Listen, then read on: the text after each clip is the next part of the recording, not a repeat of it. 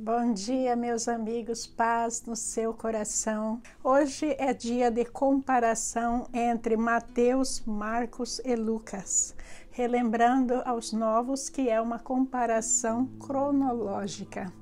E hoje nós vamos entrar na parte das parábolas. O título que escolhi é Por que muitos não entendem as parábolas? E a parábola que está começando hoje é a do semeador. Para a gente semear algo, com certeza a gente parte da teoria que a gente come. E da necessidade de comer vem a necessidade de haver semeadores, pessoas que semeiam. Mas também não só isso, a necessidade de receber.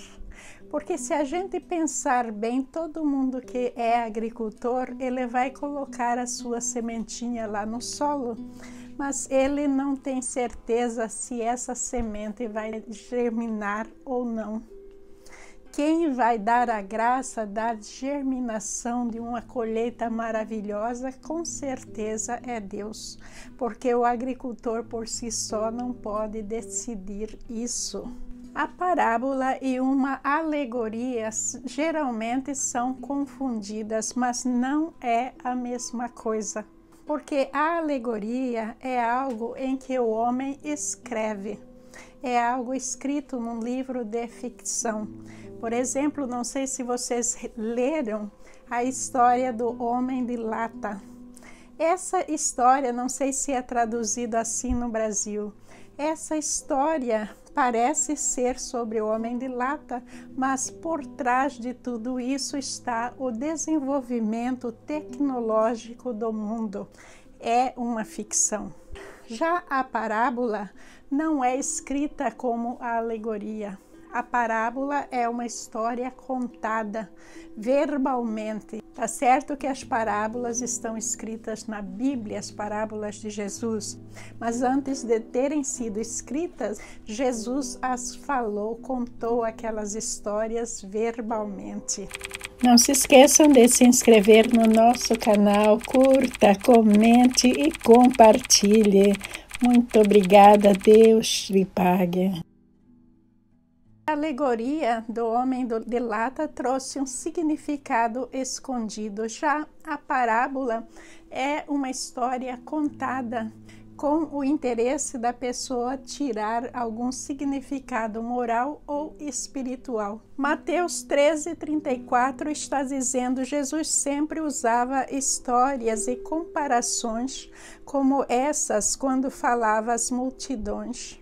Na verdade, nunca lhes falava sem usar parábolas. Jesus, quando estava lá na área da Galileia, ele usou parábola o tempo todo. E é fácil da gente observar que aquele povo lá da área da Galileia é um povo em que a sua economia é baseada na agricultura. Então, ele usava essas palavras simples e quem está dizendo que Jesus estava simplificando para o entendimento não está errado, é uma das coisas. Ali na Galileia, dentro dessa multidão que estava seguindo Jesus o tempo todo, haviam os seus inimigos. Haviam aquelas pessoas que queriam incriminar Jesus e matá-lo. E Jesus não tinha muita saída, mas usar uma maneira até misericordiosa de pregar. Porque veja que Jesus queria atingir aquelas pessoas que tinham o coração fértil, que tinham um solo fértil dentro do seu coração. Mas, pelo contrário, ele não queria abreviar a sua estadia aqui na terra. Por quê? Porque ele tinha que treinar os apóstolos e tinha que trazer toda a boa nova para nós que nós temos no Novo Testamento. Então, não era de interesse de Jesus morrer imediatamente, porque se ele confrontasse os seus inimigos, ele seria julgado imediatamente, merecendo ou não, iriam o eliminar. E veja que, usando as parábolas, Jesus ganhou tempo para completar o seu trabalho e daí completar também todas as profecias que foram ditas no Antigo Testamento sobre a sua morte. Mas o fato de falar por parábola para que os seus inimigos não entendessem tem um benefício também, porque quando essas pessoas estiverem prontas para entenderem as palavras, não só os inimigos, mas também os descrentes, porque quando a gente está pregando para o descrente está cheio de perguntas, questionamentos, ele não está ali para realmente ouvir de corpo, alma, de coração. Não, ele não está ali para ouvir, mas está ali para refutar, para arrumar uma maneira de criticar, de pôr defeito. Então, essa pessoa não está preparada e nesses casos, a gente vai contar a mesma história, mas a pessoa não vai entender. Essa palavra vai passar como um vento pela pessoa, a pessoa vai entender de acordo com aquilo que ela quer entender e não o significado real das coisas. Os apóstolos estavam entendendo o significado real de tudo, porque os apóstolos estavam envolvidos no aprendizado de nosso Senhor Jesus Cristo. Eles haviam aceitado nosso Senhor Jesus Cristo como seu Salvador, apesar de ainda não estarem sob o poder do Espírito Santo, mas eles estavam ali na presença de Jesus Cristo, que também é parte da Trindade, Pai, Filho e Espírito Santo, que é um só Deus. Mateus 13:13 está dizendo: é por isso que uso parábolas. Eles olham, mas não veem, escutam, mas não ouvem nem entendem. Vamos à nossa comparação de hoje, que começa com Mateus, Marcos e Lucas, os que estão batendo cronologicamente nessa parte. Jesus contou várias parábolas como esta. Um lavrador saiu para semear. Mateus 13, versículo 3. Ouçam, um lavrador saiu para semear. Marcos 4, versículo 3. Um lavrador saiu para semear. Lucas 8, versículo 5. Esses três apóstolos estão começando essa história com ênfase, dizendo a mesma coisa, que um lavrador, que muitos chamam de semeador, saiu para semear. Quem é esse lavrador ou esse semeador? É o próprio Jesus Cristo. Mas como os lavradores deste mundo que eu estava falando, Jesus Cristo vai lançar as sementes, mas ele não tem garantia de que ele vai colher. Por que que ele, sendo Deus, não tem essa garantia? Porque ele é um Deus amoroso. Ele nos dá o livre-arbítrio para a gente escolher se a gente quer ir para ele ou para o Satanás. Por isso que ele, como os agricultores, ele não sabe se ele vai colher ou não. E a semente, o que que é? A semente, gente, é a palavra de Deus. É a palavra que ele nos dá para a gente estudar, para a gente colocar dentro de nós, para a gente seguir. Muitos de nós passamos a vida toda escutando os outros pregarem. A gente vai na igreja todo domingo, a gente escuta shows no YouTube, mas a gente não decide. A gente não quer realmente 100% tentar, pelo menos tentar, que Jesus vê isso com todo o esforço, ser fiel a nosso Senhor Jesus Cristo, seguir o que Ele está falando, usar a lei do arrependimento e do perdão na íntegra. É importante a gente saber que daqui para frente todas as parábolas desse semeador, que é Jesus, explica que Ele está nos ensinando. E como é que as pessoas ensinadas, que estão sendo ensinadas, estão recebendo a palavra de Deus? E hoje nós vamos ver sobre a semente que caiu num solo rochoso. Esse solo rochoso é o tipo de pessoas que estavam ali recebendo a palavra. Continuando a comparação, enquanto espalhava as sementes pelo campo, algumas caíram à beira do caminho, e as aves vieram e as comeram. Mateus 13, versículo 4. Enquanto espalhava as sementes pelo campo, algumas caíram à beira do caminho, e as aves vieram e as comeram. Marcos 4, versículo 4. Um lavrador saiu para semear. Enquanto espalhava as sementes pelo campo, algumas caíram à beira do caminho, onde foram pisadas, e as aves vieram e as comeram. Lucas 8, versículo 5. Aí a única diferença está em Lucas, em onde foram pisadas. E as outras comparações estão iguais. Esse onde foram pisadas, nós vamos ter que pensar sobre um caminho. E nós vamos ver que tem campo dos dois lados. E onde as pessoas pisam, os carros passam e tudo mais, o que acontece? Fica aquela terra batida, onde não tem mato. Consequentemente, quando nós falamos terra batida, é mais duro, mais difícil de algo germinar, porque as pessoas estão constantemente pisando ali. Vamos pensar uma coisa sobre esse caminho. Quem é o caminho? Não é o próprio Jesus Cristo, que é o caminho que nos leva para Deus? Sim, Ele é o caminho. Então, se nós estamos nesse caminho, receptivos para a palavra de Deus, aí algumas sementes caem à beira desse caminho e não germinam. O que aconteceu com essa semente? É porque a terra é tão dura que a semente não afundou para ficar escondida embaixo da terra. E daí a ave veio e comeu essa semente, eliminou a semente, e aí não houve germinação. Essa ave aí simboliza Satanás.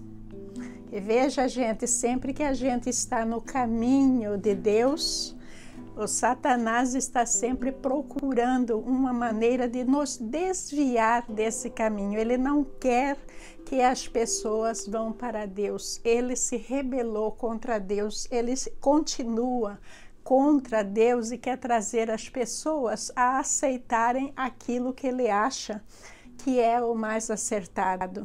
Então, vamos prestar atenção nesse caminho. Porque o caminho que nos leva para Deus, ele é um caminho difícil de ser trilhado.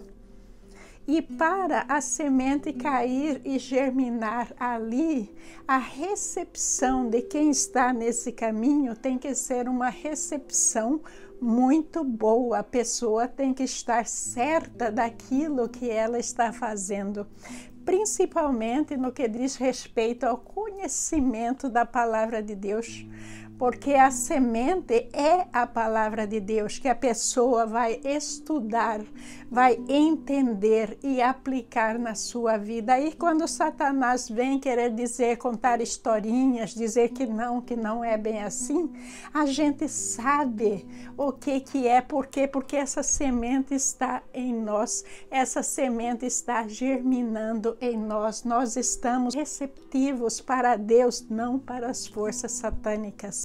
E aí essas pessoas que estão à beira do caminho, elas estão ainda recebendo a palavra de Deus, porque hoje em dia é difícil uma pessoa que não tem acesso à palavra de Deus, mas o grande problema dessas pessoas é que a palavra de Deus não está germinando nelas. Por quê? Porque elas não estão sabendo ouvir. Elas não estão escutando, e muitas vezes é o Satanás que está colocando muitas ilusões, muitas histórias na cabeça da pessoa. A pessoa está ouvindo o homem que está influenciado com o Satanás, então ela tem preguiça de ler a palavra de Deus, ela tem preguiça de ouvir, ela tem um ouvir seletivo que só ouve aquilo que quer. Veja o que acontecia com os judeus. É por causa deles que Jesus estava falando em parábolas. Eles estavam seguindo Jesus onde quer que Jesus fosse. E Jesus estava falando ali para eles, muitas vezes em parábolas, outras vezes foi até direto, mas eles não quiseram entender. Por quê? Porque eles estavam cegos pelas próprias forças satânicas. E é por isso que nós vimos no vídeo de ontem que o Satanás, ele é chamado de ladrão na Bíblia. Por que ele é chamado de ladrão? Porque ele quer roubar as ovelhas de Deus para ele. E as ovelhas de Deus vão se desgarrando. E Deus veio aqui na terra para formar os pescadores de homens, que é para ajudar a ele a resgatar essas ovelhas que estão perdidas. Veja o quão sério é isso. E a gente tem que saber que essas forças malignas existem e estão o tempo todo querendo nos tirar do caminho certo, querendo nos dar uma felicidade muito enganosa e que lá na frente a gente vai ver quanto sofrimento causa na nossa vida. Então, Satanás é o ladrão que rouba as pessoas de Deus. Vou ler para vocês João 10, versículo 10 e 11. O ladrão vem para roubar, matar e destruir. Eu vim para lhes dar vida, uma vida plena, que satisfaz. Eu sou o bom pastor. O bom pastor sacrifica sua vida pelas ovelhas. E não é isso que nosso Senhor Jesus Cristo fez? Ele se sacrificou, ele morreu lá na cruz por todos nós para nos livrar dos pecados. Ele é o bom pastor. Agora a gente tem que tomar cuidado para não seguir o falso pastor, o mau pastor. Aquele que é o ladrão, que quer nos desviar do caminho certo.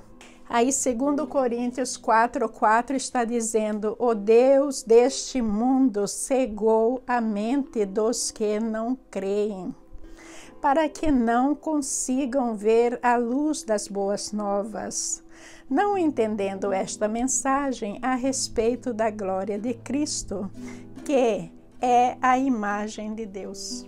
Aí é o que eu falei, está claro, é a palavra, eu não estou inventando historinhas para vocês. Então, nós temos que conhecer a verdade e nos libertar, que também está escrito na palavra de Deus. Continuando aí a comparação, outras sementes caíram em solo rochoso, e não havendo muita terra, germinaram rapidamente, mas as plantas logo murcharam sob o calor do sol e secaram, pois não tinham raízes profundas. Mateus 13, versículos 5 e 6. Outras sementes caíram em solo rochoso e, não havendo muita terra, germinaram rapidamente. Mas as plantas logo murcharam sob o calor do sol e secaram, pois não tinham raízes profundas. Marcos 4, versículos 5 e 6. Outras caíram entre pedras e começaram a crescer, mas as plantas logo murcharam por falta de umidade. Lucas 8, versículo 6. As diferenças aí estão em solo rochoso e Lucas vai dizer que é entre pedras. Gente, o solo rochoso não faz importância nenhuma se é entre pedras ou não, porque normalmente em cima do solo rochoso a gente vê uma terra que tem algumas rochas, né? Mas ainda tem possibilidade de germinar algo. Mas veja que embaixo tem aquela camada rochosa que impede que a raiz da planta cresça profundamente. Então vai ser uma raiz superficial. A planta vai nascer, mas a raiz vai bater nesse solo rochoso e ela não vai aprofundar. Aí ela vai secar, vai murchar e morrer. Se não tem raiz profunda, a planta tende a murchar e a morrer. Se é um solo rochoso, normalmente é um solo úmido, é uma área úmida. Por quê? Porque a condição atmosférica também vai mudar, não é? Então está tudo ligado ali e não existem muitas diferenças. Tirando a parte da parábola e pondo nós como solos, como cristãos. Então vem a semente de Deus, que é a palavra, sobre nós. E daí aquele solo que eu falei que ele é rochoso, mas a gente ainda pensa que pode plantar alguma coisa. Todos ali vão receber essa semente, mas aí embaixo está essa camada de rocha em que não cria raiz. Significa que a pessoa vai ouvir, mas não vai aplicar a palavra de Deus na sua vida. Ela não vai se aprofundar, ela vai ficar no ouvir, ou então ela vai ouvir algo errado e vai deixar por isso mesmo, porque ela não tem interesse. São cristãos mornos, cristãos que não têm uma atitude realmente cristã. Recebe o batismo, é batizado, diz que recebeu o Espírito Santo, mas é ali naquela cerimônia. O batismo não pode ser pela cerimônia, mas pela transformação de vida. O que acontece com essas pessoas em que a palavra de Deus não germina nela? Elas são pessoas muito vulneráveis, porque quando vêm os momentos difíceis, o momento em que elas são provadas terrivelmente, o momento de caminhar pelo caminho estreito das dificuldades, da dor, da decepção, da amargura, do abandono. Tem tanta coisa que a gente passa neste mundo, que daí a gente não conhece o caráter de Deus. E vem esse outro lado mundano, satânico, nos contar histórias e a gente vai acreditar. A gente vai tomar certas resoluções contrárias a Deus para resolver os nossos problemas sem Deus. Porque todo cristão resolve os seus problemas com Deus, aceitando os seus desígnios, resolvendo de acordo com aquilo que Ele está mandando. Então veja que aí é a questão do solo rochoso. Não é que Deus não está tentando, que Ele mandou os profetas. Ele mandou Abraão, Isaac, Jacó para nos ajudar. Ele mandou Noé. Tanta gente já veio para nos ajudar. Aí veio Jesus Cristo. E a gente ainda continua sem saber, sem muita direção. Está chegando o momento de Jesus Cristo voltar. A gente tem que saber o que é que a gente quer, tomar essa decisão. Eu tenho pregado todos os dias para esse solo rochoso, gente. É um solo muito difícil. Quando a gente vai falar com alguém sobre os seus pecados, a pessoa não quer ouvir. A pessoa vira as costas para você, muitos te bloqueiam. Não é fácil a gente falar sobre o pecado de ninguém, apesar que eu sou uma pessoa que não julgo, mas eu gosto de esclarecer, de mostrar a verdade, mostrar dentro da palavra de Deus o porquê da pessoa precisar de mais conhecimento para tomar decisões na sua vida. Mas veja que quando a gente fala daquilo que a gente quer que a pessoa faça, a gente encontra esses solos rochosos. As pessoas batem a porta na sua cara, elas não te dão resposta, elas não falam, não abrem o coração. Por que isso? Porque elas estão mergulhadas no pecado, estão tendo prazer lá. Elas têm prazer junto do Satanás e não com Jesus Cristo, porque Jesus Cristo quer retidão de caráter, um comportamento exemplar de cristão. Que a pessoa se santifique. Então a pessoa tem que negar o pecado, tem que renunciar esse corpo nosso aqui, que pede algo que muitas vezes é pecado, é pecaminoso. A gente tem que ter equilíbrio dentro de Deus e a pessoa não pode de maneira nenhuma ter equilíbrio se ela nem conhece a palavra de Deus. Quanto mais aceitar Jesus Cristo como seu Salvador. E a falta de raízes é muito sério em nossas vidas. O que é isso? Significa que a palavra de Deus está aqui neste livro maravilhoso. Mas porque a gente não quer ouvir, a gente não quer ver, a gente sabe que está lá, mas a gente não quer ter parte com a palavra de Deus. A gente vai em universidades, tem gente que faz 3 ou 4 universidades, mas a universidade de Cristo são bem poucas que querem usar. Então, a palavra de Deus está à disposição de todos praticamente. De todos, mas ela bate nesse solo rochoso e daí a raiz ela não aprofunda, a pessoa não cria raiz e a pessoa fica perdida neste mundo, morre sem encontrar nosso Senhor Jesus Cristo. Consequentemente, o que vai esperar elas depois da morte? O julgamento implacável de Deus.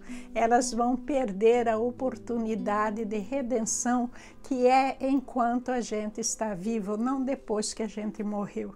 A gente tem que redimir agora e não depois, porque depois é o julgamento. Hoje nós aprendemos, conhecendo a parábola, que muitas vezes não vale a pena a gente enfrentar as pessoas, a gente provocá-las, a gente falar umas verdades que às vezes a gente quer falar. Às vezes não é assim, mas a gente tem que procurar uma maneira de evangelizar sutilmente dos lados, para que no momento certo Deus haja no coração dessa pessoa, para que essa pessoa volte para o bom pastor. Nisso, Jesus Cristo mostrou muita misericórdia com esse povo judeu que estava lá na multidão. Ele começou até a falar por parábolas, por misericórdia também, porque eles vão ter a sua oportunidade de conhecimento. E os deixando ali, ouvindo Jesus o tempo todo, durante todas as suas pregações, com certeza foi uma oportunidade que nenhuma pessoa incrédula, ateia, iria de livre e espontânea vontade, a não ser altamente guiada pelas forças satânicas. Mas veja que, por trás de tudo isso, Jesus via que eles estavam tendo uma oportunidade inédita de eliminar essas rochas e deixar as suas raízes crescer no Evangelho de nosso Senhor Jesus Cristo, porque eles já entendiam muito bem do Antigo Testamento. Aí Jesus Cristo e a cruz era a rocha, a grande rocha que eles tinham que vencer e ultrapassar, aceitando nosso Senhor Jesus Cristo para serem salvos. Então, o título, Por que muitos não entendem as parábolas até hoje? Eu vejo gente contando histórias fantásticas sobre a parábola, mas na sua essência não está falando tudo o que deveria falar. Por que isso? Porque as pessoas não estão preparadas para receber. As pessoas não estão mergulhando na palavra de Deus para ser aquele que recebe. Que Jesus já lançou a sua semente sobre nós. Agora, para a semente germinar, nós temos que ser receptivos, receber. Se a gente não está recebendo, está dando ocasião para o Satanás, está dando ocasião para o Satanás nos colocar um bloqueio no ouvido, na nossa vista, para a gente não ouvir nem ver. Aí é algo que a gente tem que resolver em nossas vidas. Algo está muito errado. A verdadeira felicidade, muitas vezes, meus irmãos, exige renúncia. A gente tem que renunciar muita coisa neste mundo, para trilhar esse caminho estreito e voltar para Deus. Então, vamos ser um pouquinho mais receptivos, pedindo ao Pai que nos abençoe abundantemente, que nos abra os olhos e os ouvidos para que a gente veja, para que a gente ouça e para que a gente se dedique um pouco mais na sua palavra, entendendo e formando músculos cristãos para defendermos contra todo o mal, contra o ladrão que quer nos roubar para ele.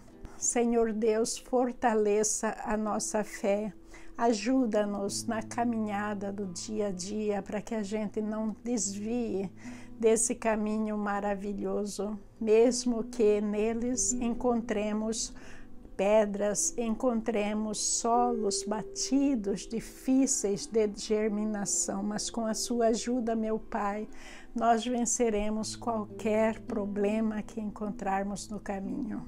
Amém. Meus amigos, muito obrigada pela sua paciência, pelo seu tempo valioso. Muito obrigada pela sua participação, por estar nos ajudando a divulgar a palavra de Deus. O nosso trabalho é para Deus, somente para Ele. Não temos nenhum outro interesse por trás de tudo isso. Que Jesus nos abençoe no dia de hoje e sempre muita paz no seu coração. Bom dia.